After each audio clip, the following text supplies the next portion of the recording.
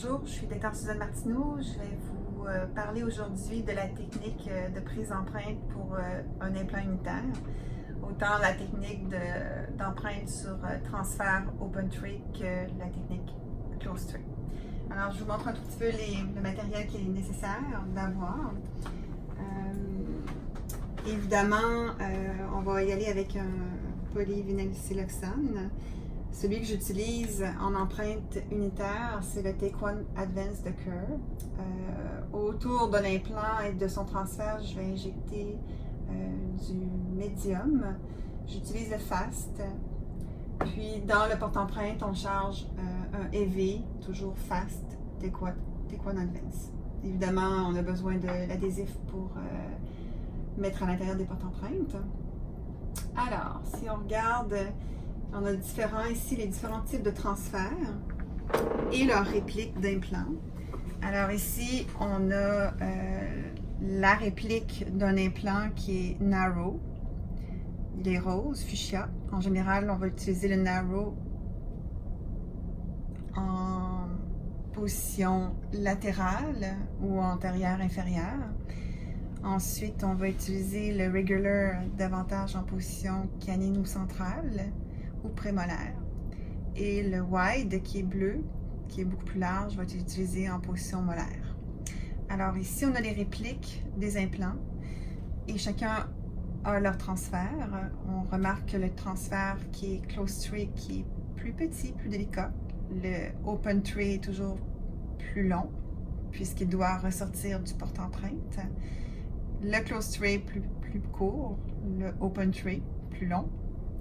Et finalement, en position molaire, quand on utilise un wide, très rare qu'on va utiliser un transfert open tray puisque l'accès va être un petit peu difficile à aller dévisser une longueur interarche. Alors, quand on utilise les open tray, on va vouloir avoir une ouverture dans le porte-empreinte à l'endroit où le vis et le transfert doivent émerger. Puis pour le close tray, c'est le mot le dit, on ne fait pas d'ouverture, c'est un porte-empreinte qui est fermé.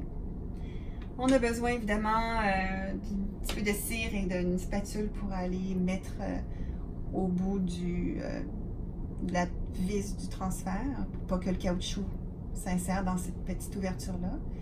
Puis ici, il y avait le kit de tournevis Unigrip de Nobel qui me permet de dévisser les vis, positionner les transferts en bouche. Alors, je vais vous montrer les étapes pour prendre une empreinte d'un implant unitaire en position 11. Je vais vous montrer les deux façons. On va prendre deux empreintes, autant en transfert open tray qu'en transfert close tray. On va commencer par le open tray. Alors, j'ai monsieur un temporaire qui a été placé lors de sa chirurgie d'implant. On va commencer par enlever le temporaire. On fait ces étapes-là sans anesthésie, c'est pas nécessaire d'engourdir. Le patient peut sentir des petites sensations de gencive, mais rien de majeur. On va rincer un tout petit peu. On voit qu'on a quand même une très belle guérison de gencive.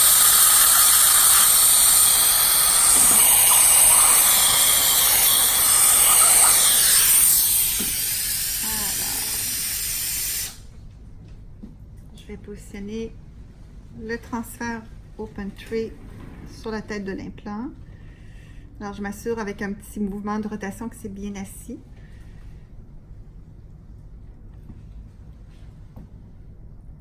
Je visse. Souvent, on va faire un petit test de percussion pour s'assurer que l'intégration semble être adéquate. On va quand même boucher un tout petit peu l'ouverture avec un peu de cire, plus facile un peu qu'à enlever le caoutchouc. Voilà. On va prendre une petite pause pour prendre une radiographie pour s'assurer que le transfert est bien assis sur la tête de l'implant. Puis ensuite, on va prendre notre empreinte avec le porte-empreinte qui a une ouverture en position de la 11. Je vais l'essayer pour voir si ça s'insère bien. Voilà, alors je suis capable de retrouver ma tête, ma vis de transfert. Mon porte-empreinte est prêt. Pour vous montrer qu'on a pris les radiographies avec les transferts en place. Alors, on a la radiographie de gauche qui est le transfert open tray, puis la radiographie de droite avec le transfert closed tray. Moi, je trouve que c'est une belle façon d'apprécier que le transfert open tray en général est beaucoup plus massif. Alors, c'est pour ça que je dis que parfois, dans certaines bouches, c'est plus compliqué d'utiliser le open tray. Le closed tray est plus petit. Alors, ce qu'on regarde avec la radiographie, c'est effectivement l'intégration de l'implant, le niveau osseux, mais aussi que mon transfert est bien assis. C'est normal qu'il y ait comme cette petite démarcation-là. Ça, c'est un implant qui est platform switching. C'est normal. On cherche quand même, on est habitué de voir un tout petit peu la vis qui va au bon endroit. Puis, on voit que le transfert est bien assis. Alors, après la prise de radiographie, on est maintenant prêt à prendre l'empreinte. Le matériel que j'utilise, c'est un médium fast que j'injecte autour du transfert. Et le porte-empreinte est chargé d'un heavy body fast.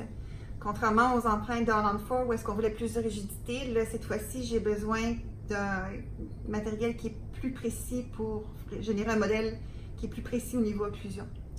Tu peux y aller, José.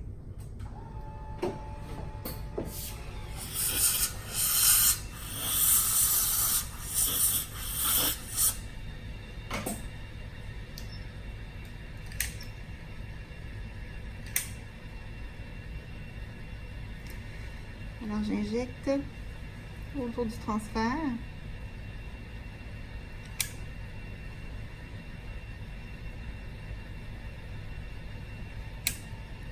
Et sur la surface occlusale aussi des dents.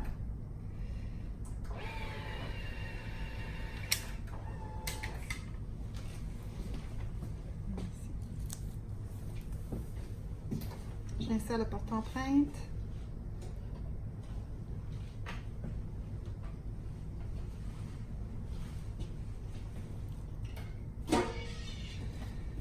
Je m'assure que je retrouve la vis du transfert. Puis on attend que le matériel durcisse. Le matériel à empreinte est durci.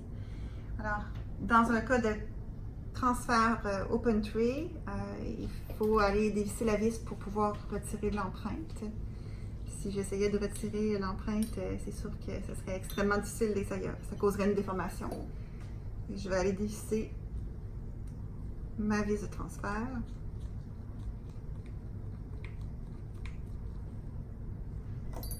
Pour pouvoir enlever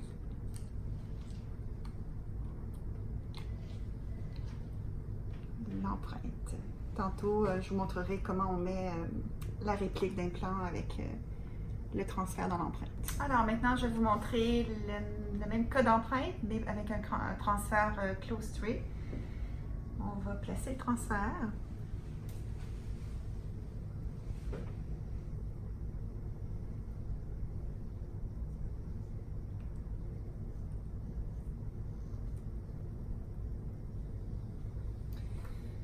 Une fois de plus, je vais mettre un petit peu de cire dans le trou de la vis pour empêcher le matériel de rentrer dans le petit trou. C'est important cette fois-ci, encore plus important parce que ça pourrait nuire au repositionnement très très précis du transfert dans l'empreinte. Je veux vraiment pas qu'il y ait du caoutchouc qui aille dans le trou. On va pouvoir commencer à injecter. Vas-y.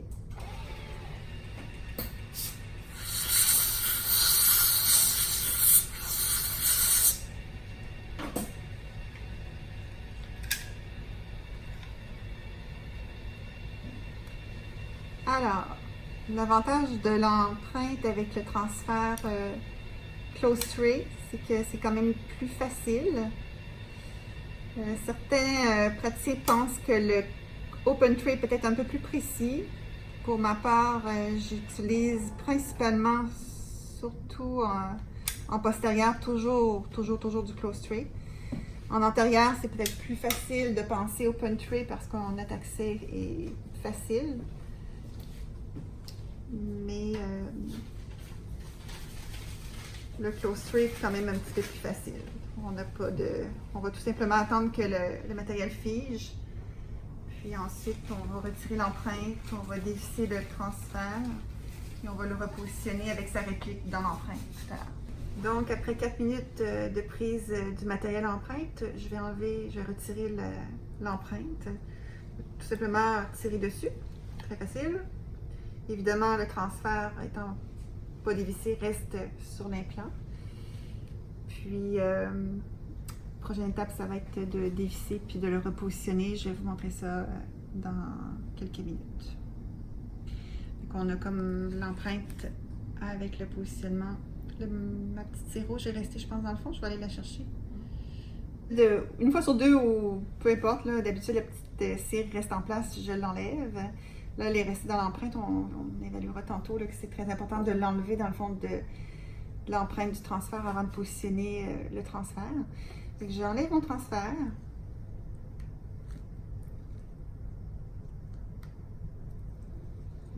Puis, je vais être capable de repositionner ma couronne temporaire. Ça va pousser un petit peu la gencive, qui a repris un petit peu sa place.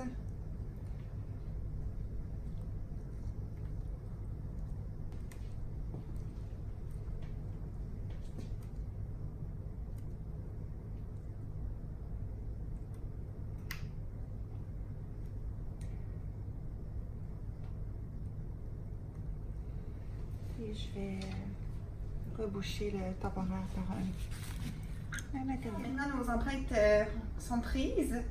Et puis là, je vais vous montrer les deux techniques de positionnement de réplique sur les transferts, autant en close tray qu'open tray. On va commencer par le open tray comme au départ quand on a pris l'empreinte. Alors, j'ai la réplique de l'implant, une réplique RP, Regular Platform. Puis, je vais aller la positionner sur le transfert. Voilà, fait qu'on sent comme le petit engagement, là. Puis, on le tourne un tout petit peu, puis on sent vraiment là, que c'est bien engagé. Et puis, on retourne et on va aller visser notre vis de transfert open tray. Et je le fournis au laboratoire. Encore une fois, c'est toujours moi qui fournis les répliques et qui installe les répliques sur l'empreinte pour être sûr de la précision. C'est pas le laboratoire qui le fait à ma place. Ensuite, même chose. Alors, tantôt, on a vu dans l'empreinte que ma petite boulette de cire était restée dans le fond de l'empreinte. Alors, je m'assure que je l'enlève. Je veux pas que ça interfère avec le positionnement de mon transfert et ma réplique. Alors, mon transfert close tray, ma réplique que je joins. Alors, c'est le même principe. Alors, on y va un petit peu pour être certaine de bien engager. Je visse les deux ensemble.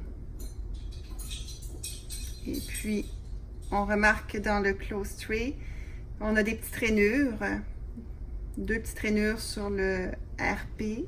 Sur le wide qui est bleu, on a 3 rainures. Alors, je m'assure de bien orienter les rainures dans l'empreinte. On voit un petit peu les rainures ici. La petite rainure de caoutchouc, la petite rainure de caoutchouc. Fait que je m'enligne pour que tout ça coordonne bien.